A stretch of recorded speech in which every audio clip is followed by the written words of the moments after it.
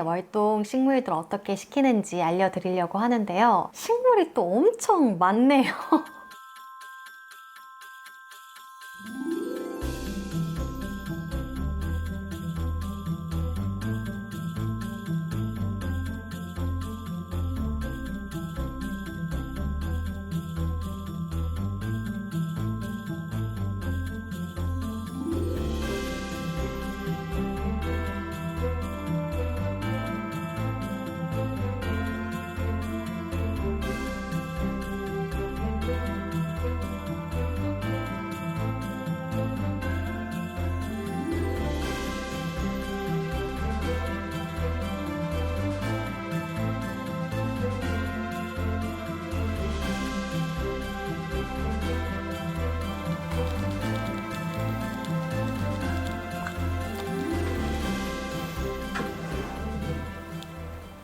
안녕하세요. 도시농부 식물집사 솔로입니다. 지금 식물들이 굉장히 많이 앞에 나와 있죠. 이게 뭐냐면 월동을 시키려고 베란다에서 꺼내온 식물들이에요. 베란다에 분산되어 있을 때는 잘 몰랐는데 이렇게 모아놓고 보니까 식물이 또 엄청 많네요. 제가 기왕 가지고 나온 김에 월동 식물들 어떻게 시키는지 알려드리려고 하는데요. 이게 환경이 확 달라지는 거잖아요. 그래서 거기에 맞는 대비를 해주셔야 되거든요. 이거를 간과하고 계시다면 따뜻한 실내로 옮겼지만 죽는 식물들이 꽤 많이 발생할 수가 있어요. 그래서 제가 그 방지할 수 있는 꿀팁들을 좀 알려드리려고 합니다. 이걸 다 어떻게 또 해야 될지 걱정이 많은데 해야죠. 월동 준비 그 첫 번째는 바로 분갈이인데요. 제가 식물을 집에 들이셨을 때 가장 먼저 해주셔야 하는 게 분갈이라고 말씀드렸던 영상이 있어요. 환경이 바뀌었기 때문에 이제는 새로운 환경에서 잘 지내야 돼 라고 암시할 수 있는 이사를 해주셔야 된다고 말씀을 드렸는데요. 실내로 들이셨을 때도 마찬가지예요. 화분이라던가 흙이라던가 살아왔던 환경들이 그동안의 환경들하고는 달라졌기 때문에 분갈이를 해주시면 좋은데요. 화분을 꼭 가리를 해주셔야 되는 건 아니고요.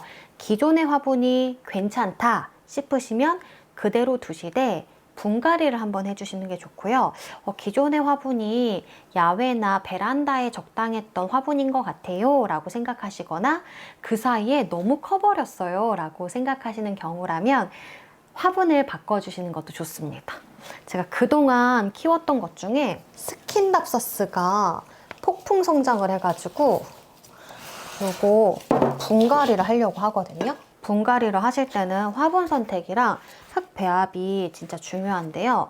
기존의 화분에서 식물이 좀 많이 커버렸다 하는 큰 식물의 이동 같은 경우에는 두 번째 손가락에 2마디 혹은 두 번째 손가락 1개 길이 정도의 너비, 높이가 더 큰 화분을 선택하셔서 옮겨주시면 되고요. 기존의 화분이 플라스틱이어서 물 배출이 잘 안 돼요. 혹은 토분인데 너무 빨리 말라요 하는 경우들은 플라스틱으로 옮기거나 토분으로 옮겨주는 교환하는 방식을 해주시면 됩니다. 저는 큰 식물이어서 똑같이 플라스틱 화분인데 크기만 좀 커진 화분으로 옮겨주는 걸 해볼 거예요. 이렇게 구멍이 큰 화분인데 물받침이랑 이렇게 결착이 돼가지고 따로 거름망은 넣지 않아도 돼요. 너무 간편하죠. 여기다가 배수층만 만들어주고 바로 식재를 해볼게요. 배수층을 만드실 때 돌멩이 이용하시거나 아니면 마사토 이용하시잖아요. 근데 그게 좀 저는 무겁더라고요. 그래서 제가 좋아하는 거는 이렇게 조금 동글동글한 느낌의 완만한 형태의 난석인데요. 이게 뾰족하지 않기 때문에 식물 뿌리가 다칠 일도 적고 또 가벼워요. 그래서 저는 좋더라고요.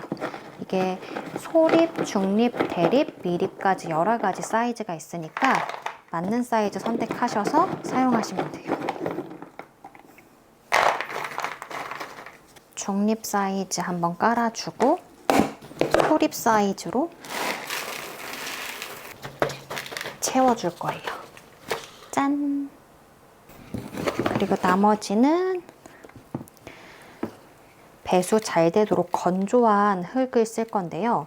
건조한 흙은 따로 있는 게 아니라 상토에다가 펄라이트나 뭐 바크 섞는 방법이 있는데, 저는 바크 같은 경우는 실내에서는 비추천 드리는 게 거기에 물을 많이 머금고 있어서 건조해지다기보다는 오히려 습해져서 뿌리팔이 출몰이 많이 되는 경우가 있어요. 그래서 저는 그냥 펄라이트를 많이 섞어주시라고 얘기를 해요. 펄라이트는 이렇게 흰색 스티로폼 쪼개놓은 것처럼 생긴 이 알갱이거든요. 이렇게 반쯤 채우고요. 나머지는 식물을 꺼내서 넣은 후에 복토해 줄 거예요. 확실히 그냥 바로 화분만 옮긴 식물들하고 분갈이에서 옮긴 식물들하고 살아가는 그 느낌이 완전 다르거든요. 게다가 이렇게 저처럼 커버린 식물이 있다면 따로 날 잡고 분갈이 해야지 마음만 먹고 잘 안 되는 경우가 있잖아요. 이럴 때 해버리면 너무 좋죠.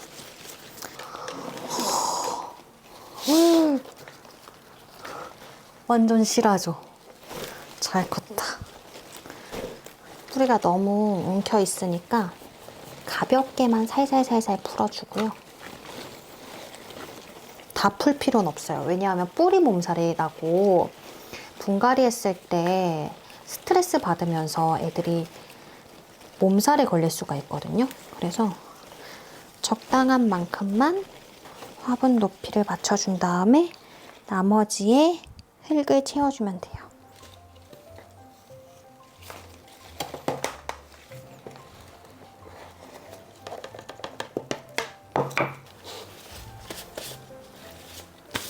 수경재배 식물이 있으시다면 겨울에는 필수로 안으로 들여주시길 추천드리고 있어요. 왜냐하면 이게 물로 키우는 거다 보니까 확실히 영하로 떨어지면 물이 당연히 얼 수 있고요. 그리고 온도가 쉽게 올라가지 않기 때문에 식물들이 흙에서 키우는 것보다 더 추워할 수가 있거든요. 그래서 안으로 들이시거나 아니면 이제 어느 정도 뿌리가 내렸고 화분을 옮겨도 되겠다 싶으신 경우에는 그냥 분갈이를 해주시면 좋거든요. 먼저 알아서 너무너무 잘 자라고 있는 스킨답사스. 뿌리가 진짜 실하게 많이 내려와서 화분으로 옮겨놔도 아주 잘 살 것 같거든요. 근데 이게 조그만한 개체 여러 개였는데 이걸 한데 묶어가지고 좀 풍성하게 키워볼까 해요. 좀 큰 화분으로 옮겨볼게요. 흙은 실내에서 키우는 거니까 건조하게 배수 잘 되도록 펄라이트를 많이 섞어줄게요.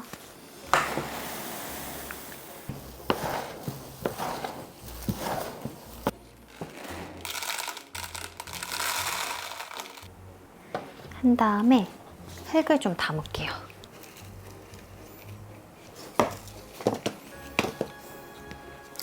스킨답사스가 쪼꼬미 친구들이어가지고 지금 흙을 많이 담았어요. 뿌리가 너무 많이 자라가지고 풀어지지가 않아요, 잘. 예쁘게 모양을 잡아가면서 식재를 해줄 거예요. 스킨답사스는 늘어지는 형태이기 때문에 이렇게 풍성하게 식재를 해놓으면 더 풍성하게 길게 또 덩클로 자라기 때문에 처음에 모양을 예쁘게 잡는 게 중요하거든요.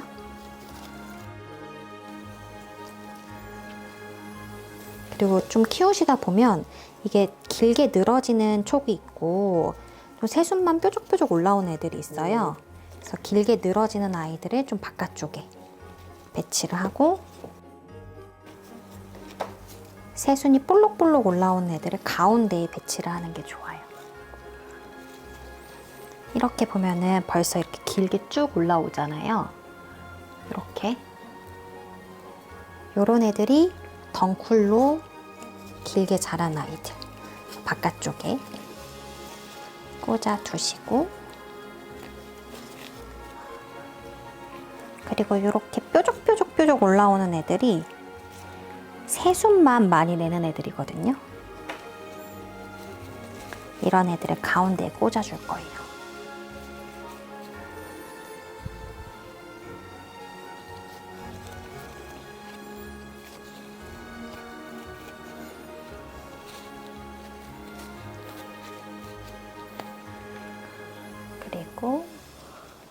위쪽에 이제 흙을 복토해 줄 거예요. 뿌리가 흙 안으로 다 들어갈 수 있도록. 이때 여린 잎들이 밑으로 다 가라앉아서 어떡하지? 하나하나 세심하게 해야 되는 거 아닌가? 라고 생각하실 수도 있는데 물 한 번 주면 또 싹 가라앉으면서 잎들이 뾰족뾰족 다 또 올라오거든요. 그러니까 과감하게 넣으시고 물 샤워 한번 샥 시키시면 돼요.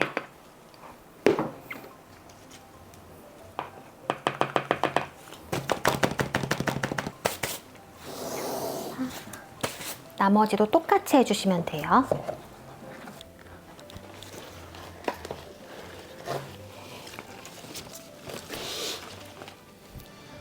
이렇게 해서 분갈이는 모두 끝났어요. 와, 오늘 하루 종일 했어요. 꿀팁만 알려드리려고 분갈이하는 모든 전 과정은 다 담진 않았거든요. 근데 지금 보니까 5시간 정도 제가 분갈이한 것 같아요. 근데 식물이 많다 보니까 와, 뭐 한 번 하려고 하면 진짜 전쟁이네요, 전쟁. 아무튼 이렇게 해서 화분갈이, 흙갈이, 그리고 수경에 있던 친구들도 흙으로 다 옮기는 분갈이를 했거든요. 자, 이제 중요한 건 뭐냐면요. 영양 관리를 해줘야 된다는 건데요. 영양 관리는 뭐냐면 비료라고 생각해 주시면 좋을 것 같아요. 이제 겨울철에 들어가다 보면은 식물들이 성장을 딱 멈추고 이제 더 이상 자라지 말아야지 라고 생각하면서 동면에 들어가거든요. 겨울잠이라고 생각하시면 될 것 같아요. 근데 지금 월동을 시키기 위해서 실내로 식물들을 다 들였잖아요.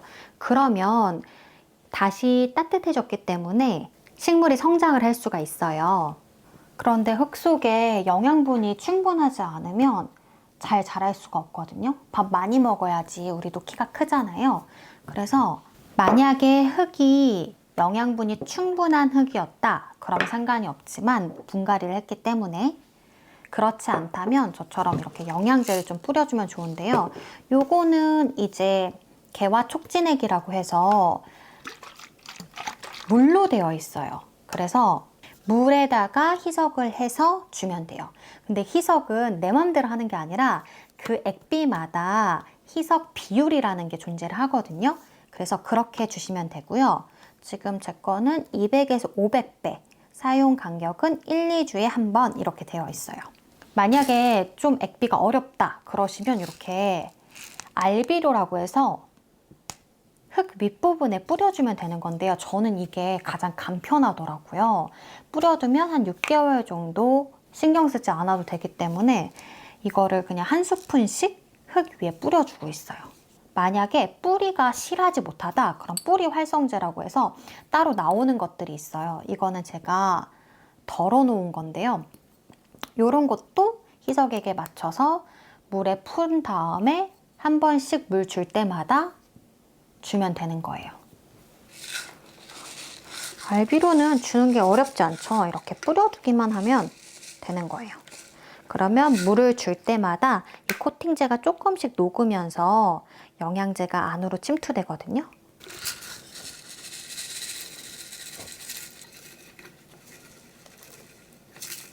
마지막으로 물주기 방법에 대해서 알려드릴게요.